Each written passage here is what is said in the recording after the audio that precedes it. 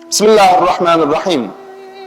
İyi içmeklerin 8 tane hükmünün birlencisi farz olan amal.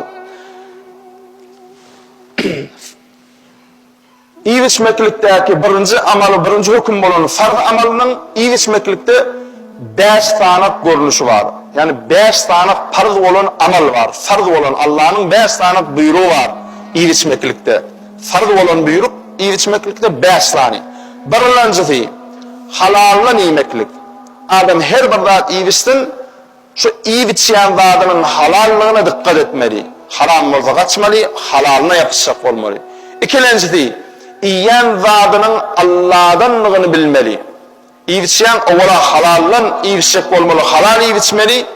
Halallık mı mi? Şunu iyi içen de şu nıgmatı Allah verdi bana diyeyim. Ben kazanıp gittim de Kameraske'nin dükkanından satın alalım diyeyim. Allah nasip etti, oğlaklar sebep oldu. Şulların, şu rızkın men önünde iyi vermeli, halal, tayin oluşuna gelmekliğine Allah nasip etti bana deyip, iyi içen dağın rızkını Allah'dan bilmeli. O da Allah'ın buyruğu. Farz olan ama şuna 5 tane farz olan hükmediği zaman Allah'ın buyruğu. İyi içecek olanımızda 5 tane daha da Allah buyuruyor. Şu 5 tane daha da et diye. Birincisi de ama halal iyi iç diye. İkincisi de ama iyi içen dağın menden neyini billiye. Allah'dan neyi de billiye. Üçüncüsü Allah Teala'nın veren rızkına radi olmalı.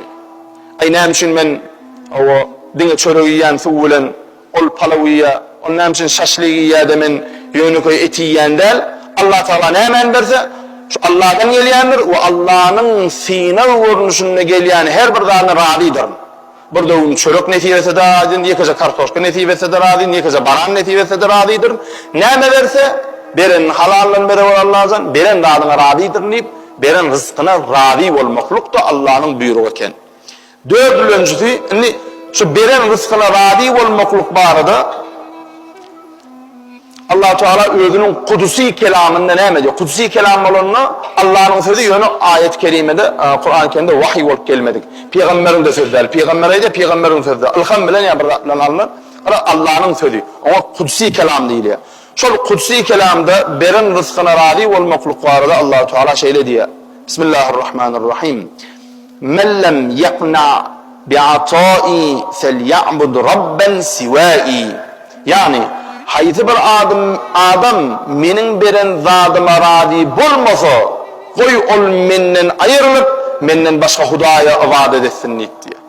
Yani bu dediği Allah'tan radi bulmazlık, Allah'ın beren zadına kanaat etmezlik, hudaydan başka huday gözleyen putparallar, müşrikler yağlık görülünlüğü belli oluyor.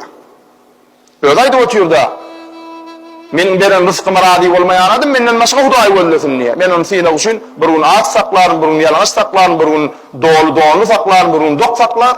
Ben Allah vardı için uğrattım elimde diye. Ama radi olmayan başka huday gözlesin. Başka hudayın yokluğunu Allah biliyor ki özünden başka hudayın yokluğunu. Yani menlik değerliydi gider son. Allah sakladı. Onun için hudaydan daş düşmeli değil, ne edip Allah'ın beren rızkına nâra olup hudaydan daş düşmeli. Hudaydan daş düşmeklük eken Allah'ın beren rızkına nâra olmakluk deyip düşünmeli diyeceğim abi. Dördüncü Allah'ın buyruğunu neyme?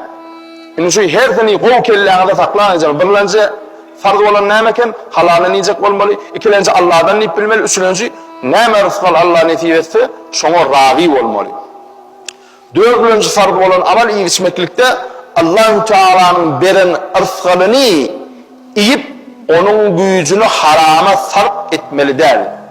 Hani yani önünden biraz yatladıptık. Hükmü neymeken farz eken. Allah Teala'nın iyi içmeklikte buyuran buyruklarının 5 tanının bir neymeken iyi içtin, iyi içen zamanlar ol, kana vurulmeli. Kana vurdu sen güç kuvvetli eti örmeli, güçlenmeli. Şol iyi Allah'ın beren rızkından iyi içip alan gücünü haram işe ulanmalı değerle halal işe ulanmalı. Halallığa sarf etmeli şol gücü. Halallığa sarf ede gücün kaçya, karnının acıya, yine de gidip halallığını iyi içip onu da Allah'dan bilip olam adam olsa ona da radi olup ne hilelim olsa ona da radi olup yine de güçlendin, yine de şol gücünü iyi içende gücünü ne mi? Allah'ın yoluna sarf etmeli. halal isin idinni ılgap sarp etmeli şol iýilçeňdäki güýç, kuwwatyny.